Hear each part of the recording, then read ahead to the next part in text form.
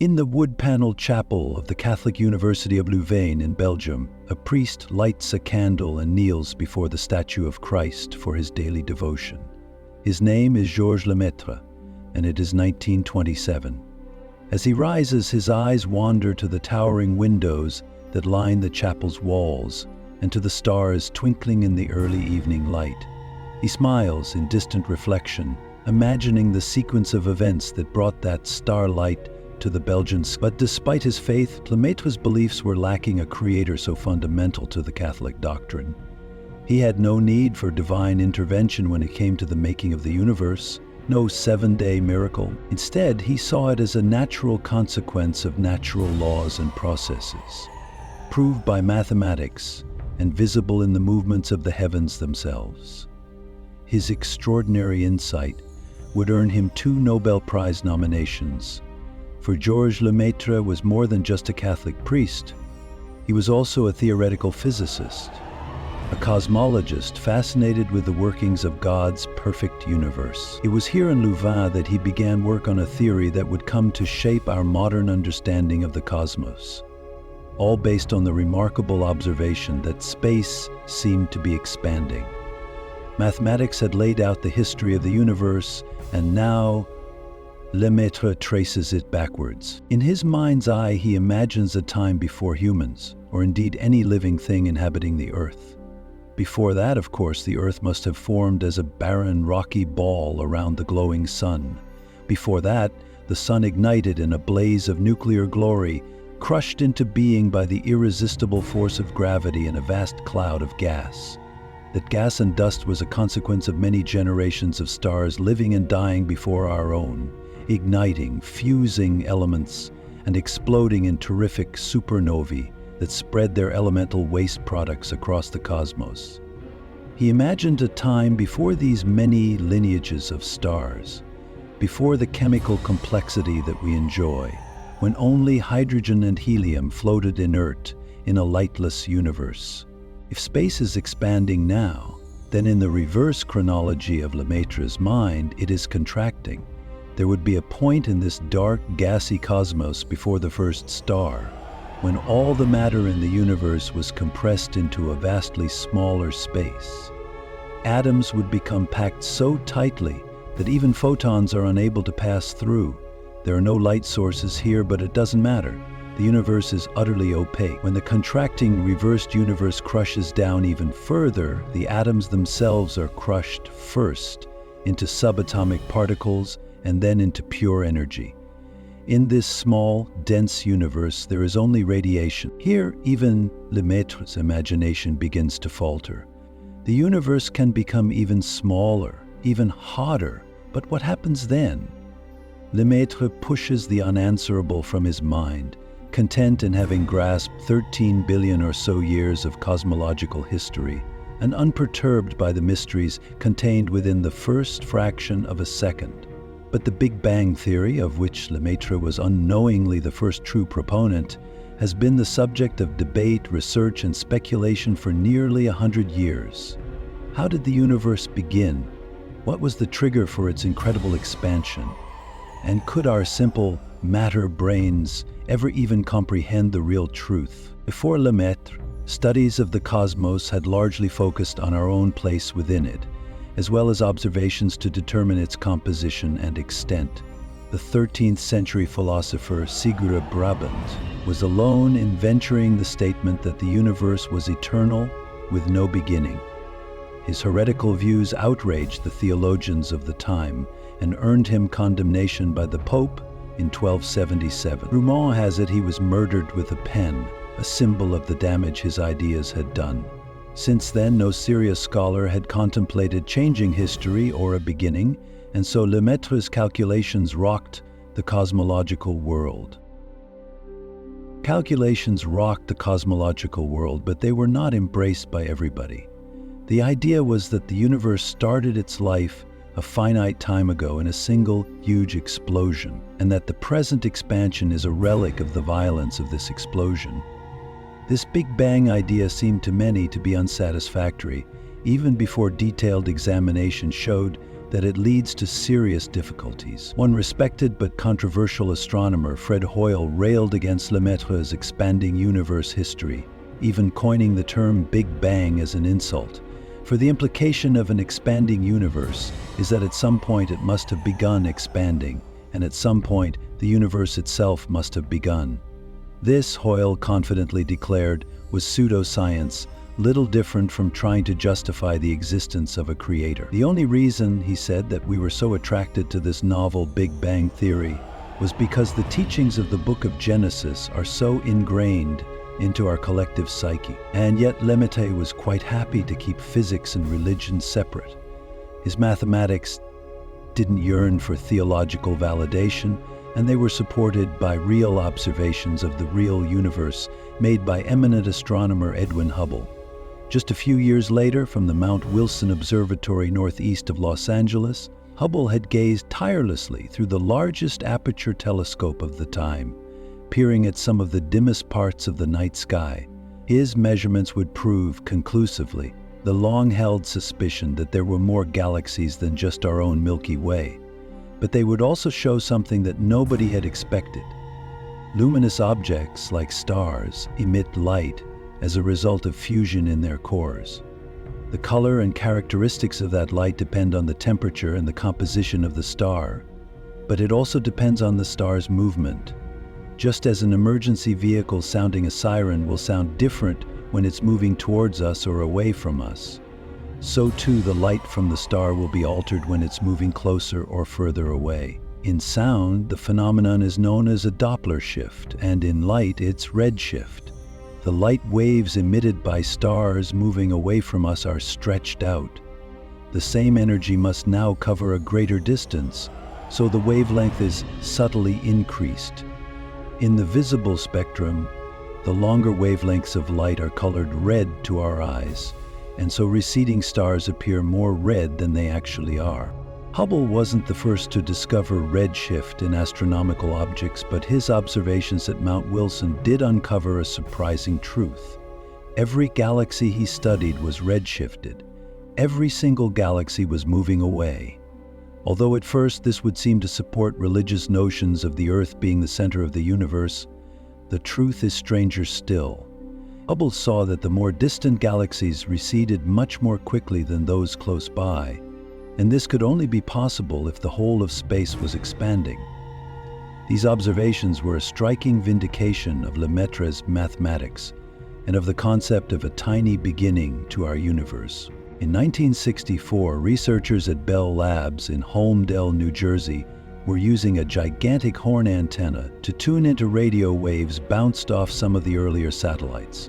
The work demanded unprecedented precision, and the scientists went to great lengths to eliminate all possible outside sources of interference. But despite their best efforts, their results were plagued with a persistent noise they couldn't eliminate. At first, they thought it could have been the result of pigeons roosting in the shelter of the huge antenna, their droppings disturbing the signal, or perhaps interference from bustling 1960s New York City, some 50 kilometers away. But eventually, it became clear that the noise wasn't pigeons or people. It was coming from outside our galaxy. It was a property of the universe which we now recognize as cosmic microwave background radiation. This radiation is a remnant of a time when the universe was very small and very, very hot. As predicted by Lemaître's calculations, the expansion of space has since spread that radiation out, stretching the once intense heat waves into microwaves, with a background temperature of just 3 degrees above absolute zero. These radiation scars burned into the fabric of space serve as profound evidence of the Big Bang. A vindication of the truth of the Big Bang theory is now the accepted model for the cosmos, a picture of expansion over some 13.8 billion years. But there is still much work to be done, much understanding to be sought. The nature of the universe's first moments is still shrouded in mystery, and so many questions remain unanswered. What really was the Big Bang, and why does it break our understanding of the universe? Models of an expanding universe were originally based upon Albert Einstein's theories of general relativity, which he had formulated some 20 years earlier. But when Einstein heard about this radical new theory, he was uncomfortable. He declared that Lemaître's maths were sound, but his physics was atrocious. The problem was once again the implication that an expanding universe must have had a beginning. But here, it wasn't theological arguments that cast doubt. Rather, it was the fact that the physics of the time had no explanation for how such a thing could happen, or what it even looked like. Lemaître extrapolated the universe back to what he describes as the primeval atom, which contained within it the potential for the entire immeasurable universe. We can trace the beginning of time and space back to this single point. But as for what it looked like or how it worked, even now, physicists aren't sure. When all the stuff of the universe is compressed into an increasingly smaller space, the laws of physics dictate that the density will increase, and so will the temperature. We have a good idea of what happens to matter under these kinds of conditions, thanks to small-scale experiments in gigantic particle accelerators. But our experiments and our understanding can only go so far. After that, things become unclear. Beyond the realm of particles and subatomic quarks and their mysterious companions is a compressed universe of pure energy where weirdness rules. The fundamental laws of physics, which govern everything we see and experience, break down. It becomes harder and harder to predict how this hyperdense and hyperhot primeval universe worked. How small could it really get? What makes it begin to expand? In the last few decades, theoretical physicists have grappled with tentative theories. One that reigned for a long time is that the cosmos began as a gravitational singularity, a single, one-dimensional point from which all of time and space were birthed.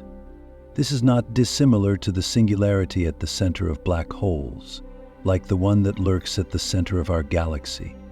The singularity is a point that is so immeasurably dense that the gravitational pull from it reaches infinite. In the case of black holes, the gravity is so strong that light cannot escape. But a singularity at the beginning of the universe would have no light to consume, as it already contained everything there was to contain. If the universe today is infinite in extent, then the infinitely small singularity would have a density and temperature that would also extend to infinity. Concepts of infinity stretch our minds to breaking point. And that's not the only problem with gravitational singularity as a starting point. If at the moment of its beginning, the cosmos had been an arbitrarily dense and hot point, then scientists believe the universe that resulted from it would have looked very different from the one in which we find ourselves.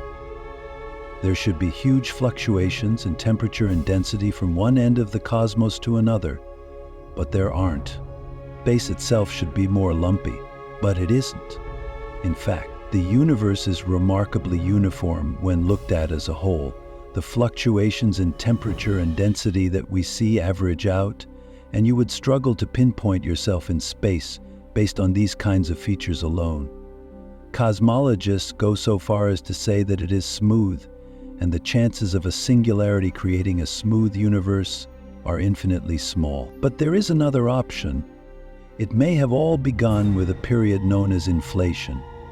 During this inflationary period, right at the earliest moments of the cosmos, space itself expanded exponentially. Cosmos space expanded exponentially, doubling in size from one moment to the next. Things that increase exponentially get very big very fast. And so this cosmic inflation was sufficient to put the bang into the Big Bang itself.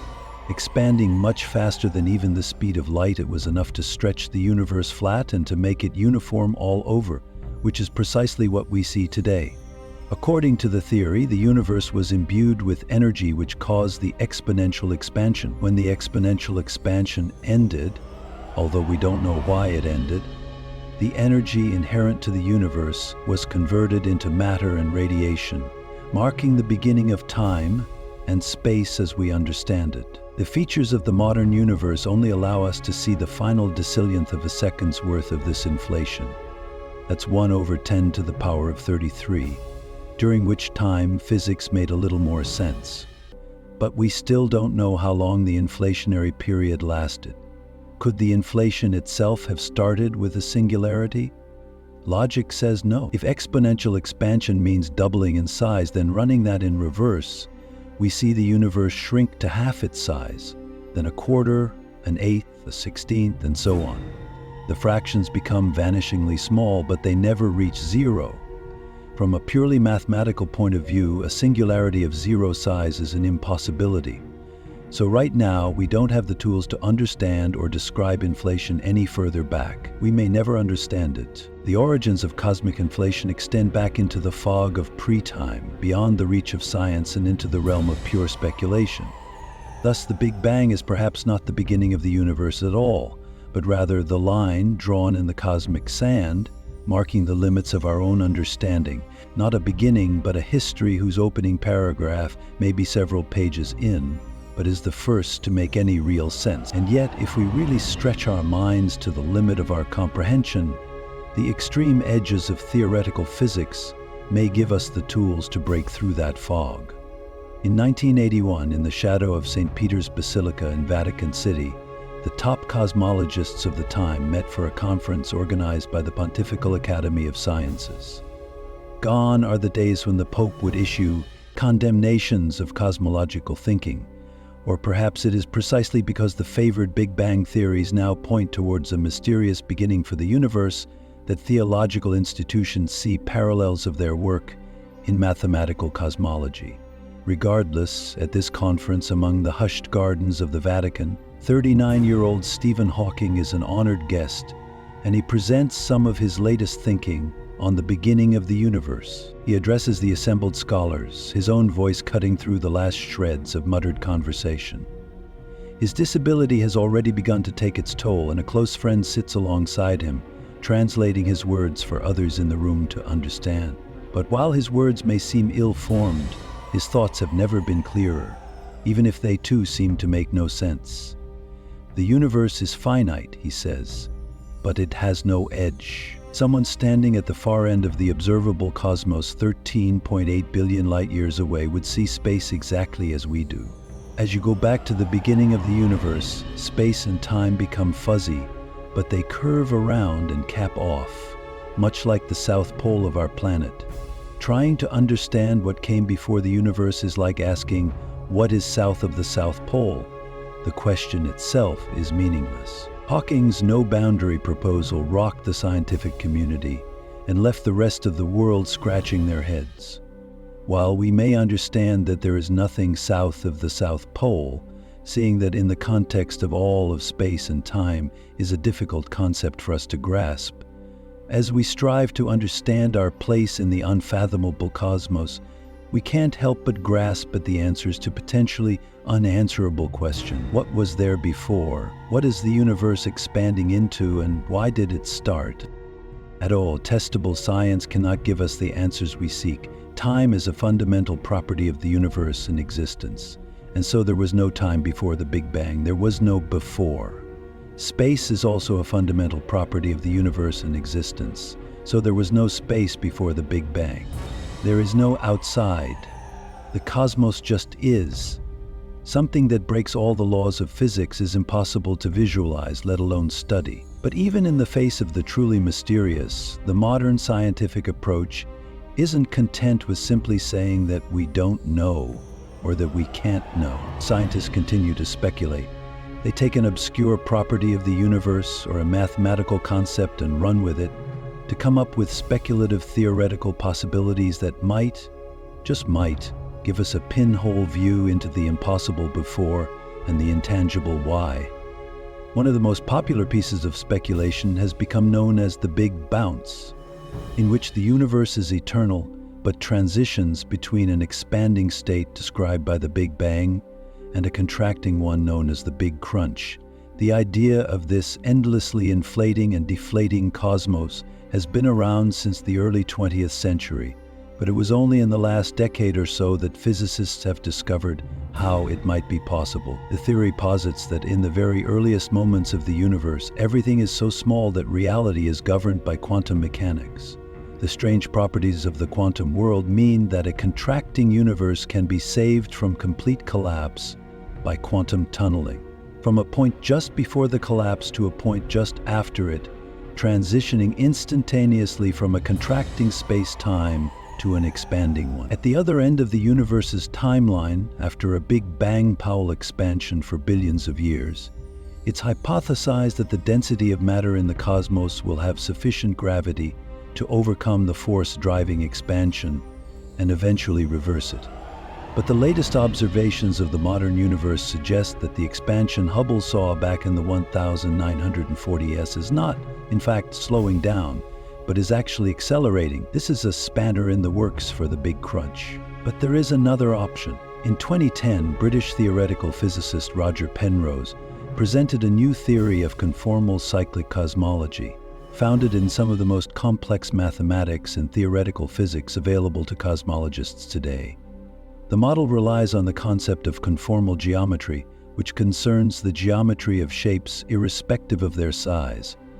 A chessboard has the same geometry, the same number of squares, the same aspect ratio, regardless of how big it is. Whether it's a tiny pocket-sized board or a huge garden set, the game is still played the same. These principles apply to our own universe at points in its history when we lose track of scale.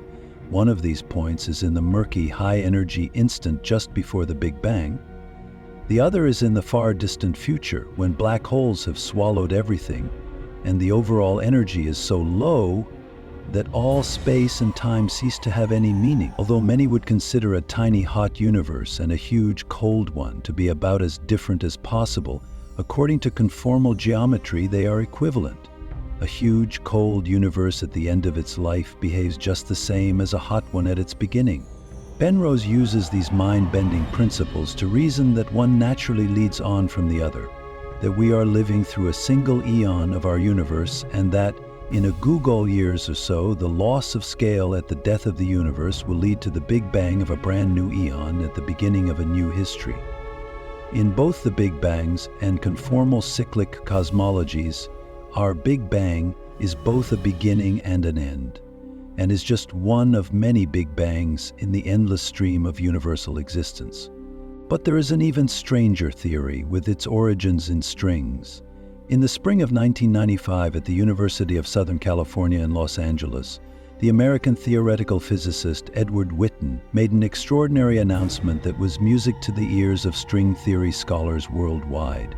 String theory models had been developed over the preceding 50 years to explain the fundamental nature of matter on an unimaginably small scale.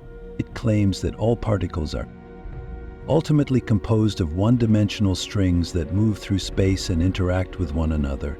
Different versions of string theory argued that there must be other entities with more dimensions, two-dimensional sheets, three-dimensional volumes, and even more. This model, which was intended to unify all of physics, had done little more than divide the scientific community.